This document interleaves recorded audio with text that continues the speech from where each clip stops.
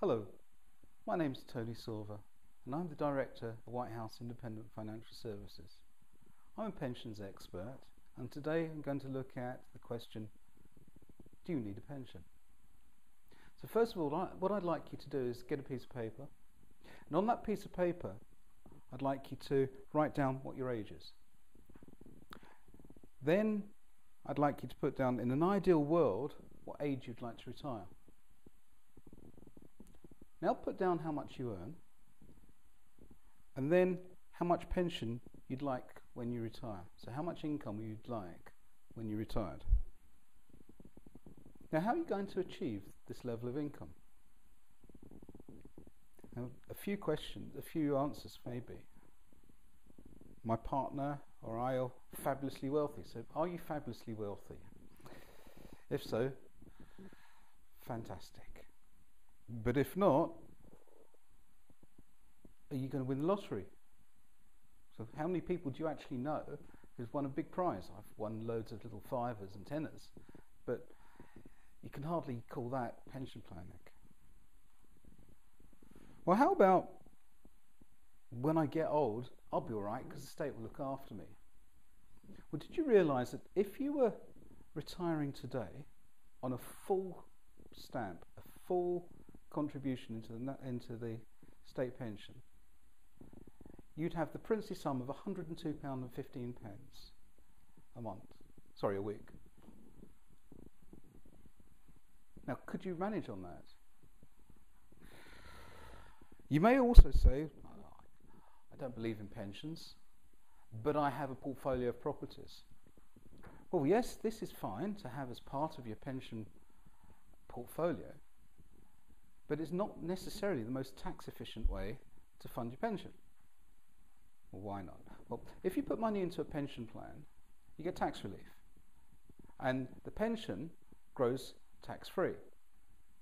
Whereas with properties, yes, you've got an asset. Chances are you'll also have borrowings on there. You need to pay tax on the income that you get from the rental, and if you're successful and you make money on the property, you could possibly have to pay capital gains tax. So yes, have it as part of your pension portfolio, but don't necessarily rely on that as the only means of getting a pension. Okay, so you may say, I'm going to draw money off of my house. Yes, you can. Equity release does exist. But the way equity release works, it's the equivalent of an annuity. So the way that it works best is if you're very old and infirm, and the worse your health is, the higher the annuity or the payout you'll get, because the company giving it to you have worked out through their actuaries that they don't have to pay it out for too long. Okay, so maybe that's not the best way to rely on your pension. Okay, so you've spent the whole of your life paying off this debt, you've got this lovely house, you're living in it, you pay it off, you get your deeds, then you retire.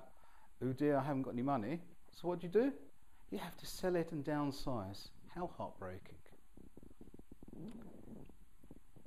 Or maybe you'll say, no, I'm going to just continue to work until I die. Well, I for one don't want to die at my desk. I'm sure you don't. Yes, there are plenty of people who will offer you the chance to have an income in retirement, but most of these involve selling some type of product. So are you a salesman? Not many people are. So is that necessarily the best way to pay off your pension? Or you may say, I haven't the faintest idea, which most people have. Well, the answer is, you've got to put some money into a pension. You've got to fund it, and you've got to wait for that pot to grow. Now, in other videos, I'll tell you a little bit more about some ideas of where to put your money. So this is Tony Silver, White House Independent Financial Services. Thank you.